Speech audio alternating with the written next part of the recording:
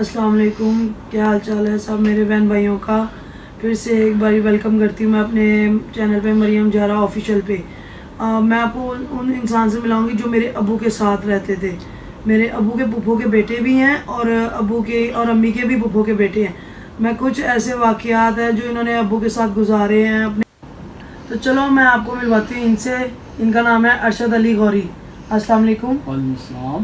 تو آپ کچھ ایسے واقعات، کچھ ایسی بات بتائیں ابو کے بارے میں۔ آپ تو میرے ابو کے ساتھ رہے ہیں، جی تو بتائیں ابو اپنے بچوں کے معاملے میں کیسے تھے؟ بہت اچھا انسان تھا، اللہ انہیں جنت نصیب کرے کروڑ۔ وہ اپنے بچوں کے معاملے میں بہت زیادہ یعنی شفیق باپ تھے، شفیق دوست تھے، ہر معاملے میں بہت اچھے تھے۔ اور وہ ایک گھر کا سپہ سالار تھا، اور جس طرح ہم کہہ سکتے ہیں کہ چیف آرمی اسٹاف فوج کا ہوتا ہے، اس طرح وہ پہلوانوں کا چیف آرمی اسٹاف تھا۔ اور جوانی میں عین جوانی میں ان کو بس ان کی لکھی ایسے تھی، کچھ نظروں میں وہ آ گئے تھے جس کی وجہ سے وہ جلدی دنیا سے چلے گئے۔ آپ میرے ابو کے ساتھ اتنے عرصے میں رہے ہیں، تو آپ مجھے ان کی کوئی اچھی ایسی بات بتائیں جو آپ کو یاد ہو۔ جی ایک دفعہ آپ کے ابو کو بھوک لگی تھی، تو انہوں نے آپ کی امی سے کھانے کی فرمائش کی۔ کھانا پکنے میں دیر ہے لیکن کچھ چاول، قیمے والے چاول بنے ہوئے پڑے ہوئے، اور ایک آدھ روٹی اگر وہ جب تک آپ کہتے ہیں میں گرم کر کے دے دیتی ہوں۔ آپ کے ابو نے کہا فی الحال وہی دے دو۔ تو آپ کے ابو نے بھی روٹی شروع کی تھی، تو وہ جہاں بیٹھا کرتے تھے نیچے کی بیٹھک ہے، کیونکہ اندرون شہر کے جو گھر ہیں اس کے اندر جب دروازہ کھلتا ہے تو گلی کے اندر سے گزرنے والے ہر آدمی نظر آتا ہے۔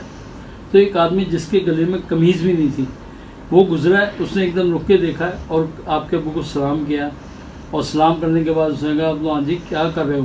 نے کہا آجا کھانا کھا لے۔ تو اندر آ گیا، تو آپ کے ابو کے ساتھ وہ شروع ہو گیا کھانا کھانے۔ تو یقین کریں وہ ایسا شخص تھا کہ جس کو دیکھ کے میں بھی اس کے ساتھ بیٹھنا یعنی کہ پسند نہیں کرتا تھا، نعوذ باللہ، لیکن آپ کے ابو اس کے ساتھ بیٹھیں اور اس نے ابھی کھانا شروع کیا تو آپ کے ابو کو 2 یا 4 لقمے کھائیں گے تو آپ کے ابو نے ہاتھ کھینچ لیا کہ یہ آدمی زیادہ بھوکا لگ رہا ہے۔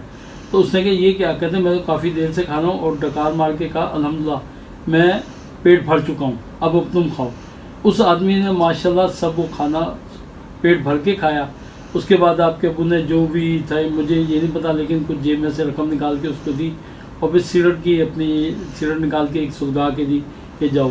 اور پھر کہا بڑا خوش قسمت ہے وہ شخص جس کے دسترخوان سے کوئی غریب آدمی روٹی کھا کے جائے۔ اللہ نے مجھے توفیق بخشی، یا اللہ پاک تیرا بہت شکر ہے۔ آپ مجھے کچھ ایسا بتائیں کہ کوئی دوسرے ممالک سے کوئی ملنے آئے ہو میرے ابو کو، کچھ لوگ؟ بہت زیادہ لوگ آتے تھے ماشاءاللہ، اور اس چیز کے آپ کے جو چاچو جان ہیں عابد پہلوان اور آپ کے تائب وہ سب کو پتہ ہے اس چیز کا۔ لیکن ایک واقعہ جہاں مجھے ہی یاد پڑتا ہے، اس وقت ہندوستان پاکستان کے حالات بہت اچھے تھے، دوستانہ تھے، تو کچھ سکھ سردار ہمارے بھائی ہندوستان سے تشریف لائے اور خاص طور پہ جارے پہلوان سے ملنے آئے۔ ان کے ساتھ ایک پاکستانی تاجر بھی تھے لاہور کے، وہ ان کو ملنے آئے تو انہوں نے آ کے بیل دی۔ میں ہی باہر نکلا، میں نے انہیں بتایا کہ وہ اپنی ہیئر کٹنگ کرانے گئے ہوئے ہیں، تو وہ کس جگہ، میں نے بتایا فلاں جگہ جاتے ہیں، وہ چلے گئے۔ آدھے گھنٹے کے بعد وہ واپس آئے، انہوں نے آ کے کہا کہ آپ جھوٹ کیوں بول رہے ہیں؟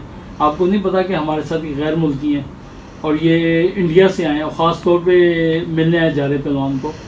تو میں ان کو یقین دلانے لگا تو اتنا ہمارے محلے دار ہیں میر خان، اس نے کیا ہوا؟ میں کہا اس طرح وہ جارے پہلوان کا یہ پوچھ رہے ہیں۔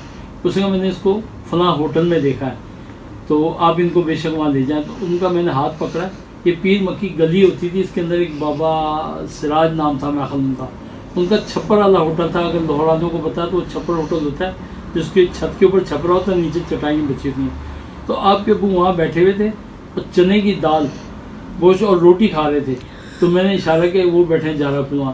تو سکھ ایک دم ہکا بکا ہوگا کہ یہ اپنے وقت کا رستم اور یہاں بیٹھ کے روٹی کھا رہا ہے۔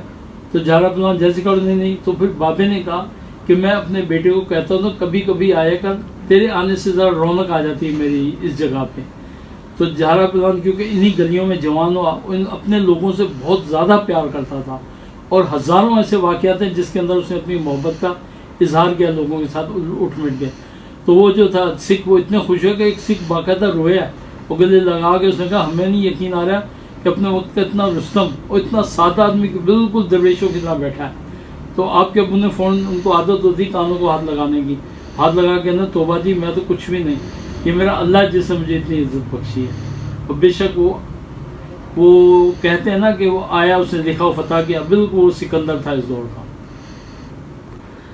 اچھا میں نے کچھ واقعہ سنا تھا کہ شیر کے بچے کا کوئی واقعہ، ایک ہمارے بھائی دادا ابو ہیں ان کے ادھر واقعہ ہوا تھا شیر کا، یہ کیا بات تھی؟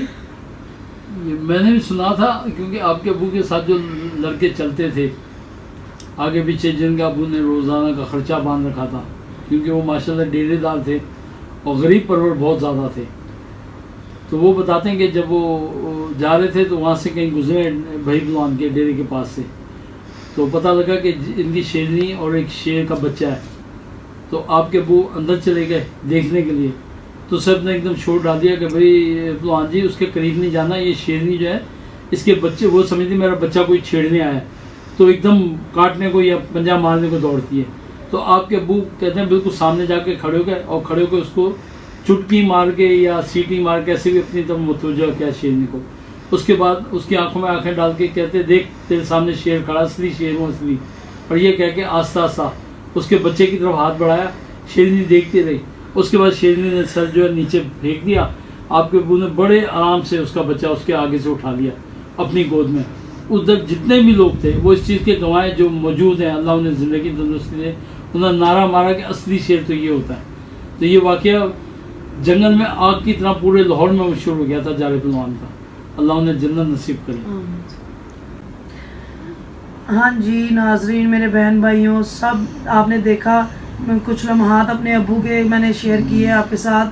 یہ میرے ارشد انکل ابو کے پھپھو کے بیٹے ہیں، ان سے باتیں پوچھی اور انہوں نے واقعات بتائے میرے ابو کے بارے میں. انہوں نے ابو کے ساتھ وقت گزارا ہوا ہے، اور انشاءاللہ پھر اور کسی ویڈیو میں اور کسی دن میں آپ کے پاس آؤں گی ضرور، اور باتیں لے کے، اور اپنی والدہ کا بھی انٹرویو ضرور لے کے آؤں گی. ان سے بھی پوچھیں گے کہ والد کو کھانے میں کیا پسند تھا، کیا کرتے تھے، اور بھی باتیں میں انشاءاللہ اپنے بہن بھائیوں کو ضرور بتاؤں گی. اور میرے لیے بھی دعا کرتے رہیں کہ آپ کی بہن کامیاب ہو. پھر ملیں گے اگلی ویڈیو میں انشاءاللہ. اللہ حافظ. اللہ حافظ. السلام علیکم.